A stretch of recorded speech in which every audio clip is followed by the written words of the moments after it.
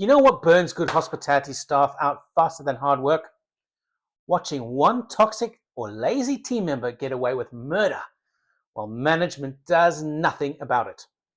And I've seen venues lose their best people because operators were too scared to deal with the wrong one. Most operators think staffing problems are about being short-staffed. But in my experience, some of the biggest damage actually comes from keeping the wrong person in the business for too long. And if you've managed hospitality teams long enough, you've seen this happen. Everyone knows who the person is. The managers know, the kitchen knows, the floor knows, the strong staff definitely know. But nobody deals with it properly. And why is this?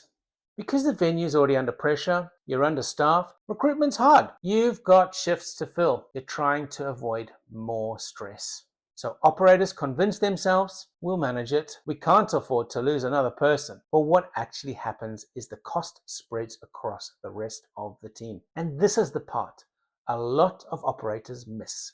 Good staff usually don't mind working hard. What burns them out is carrying people who consistently aren't pulling their weight while management does nothing about it. That resentment builds quietly. At first, they just get frustrated. Then they stop speaking up. Then they stop caring as much. Then standards start slipping. Then your strongest people either emotionally check out or leave completely. And suddenly, you're wondering why culture feels flat, why morale's dropped, why service feels reactive, and why the good ones don't seem as engaged as they used to be. Meanwhile, the original problem is still standing there on the roster. I've genuinely seen venues perform better, slightly short-staffed with a strong team culture, than fully staffed with people who constantly drain the operation. Because one toxic or disengaged staff member doesn't just affect productivity, they affect energy, they affect accountability, they affect urgency, they affect communication, and eventually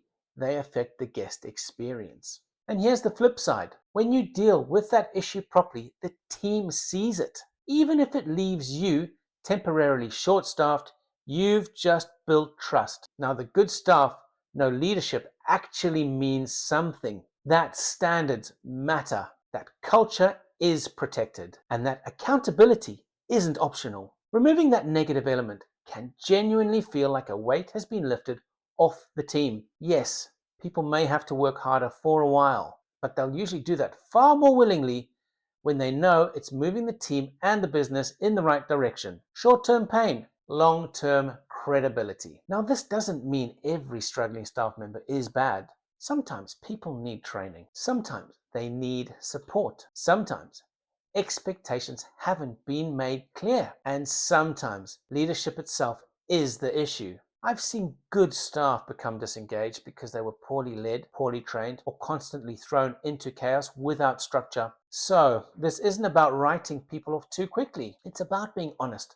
when the pattern is clear. When someone consistently damages standards, culture, accountability, and team morale over a long period of time, avoiding the conversation usually costs more than having it. And this is where leadership matters. Because culture isn't what's written on the wall. Culture is what the team sees consistently tolerated. And that line stayed with me throughout my career. The standard you walk past is the standard you accept. And in hospitality, teams notice everything. They notice who gets away with things. They notice inconsistency. They notice when leadership avoids difficult conversations. And eventually, they adjust their own standards accordingly. The strongest operations I worked in weren't perfect, but expectations were clear. Standards were enforced fairly, and people knew accountability actually meant something. That creates stability, that creates trust, and honestly, that's when hospitality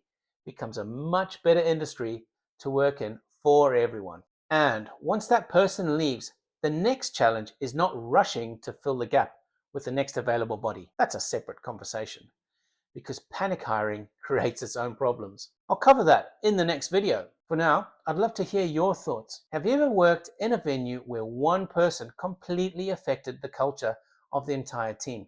Drop it in the comments. And if you enjoy operational hospitality content like this, make sure you like and subscribe for more.